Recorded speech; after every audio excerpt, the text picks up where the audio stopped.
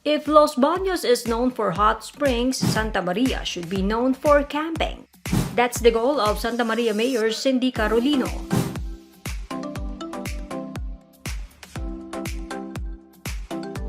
Carolino is pushing her drive for Santa Maria to be known as a camping destination in Laguna by promoting these spots.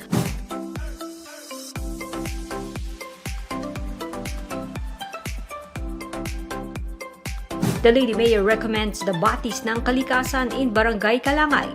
It has an area where guests could pitch their tents and swim in the river. Carolina says the place is perfect for families and groups.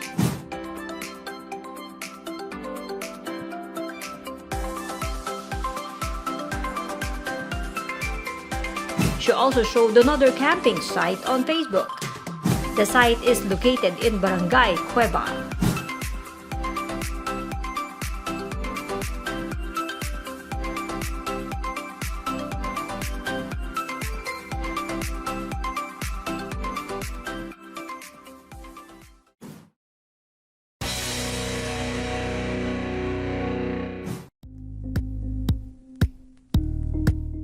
Thank you for watching Politico TV. Please like and subscribe to our channel for more videos.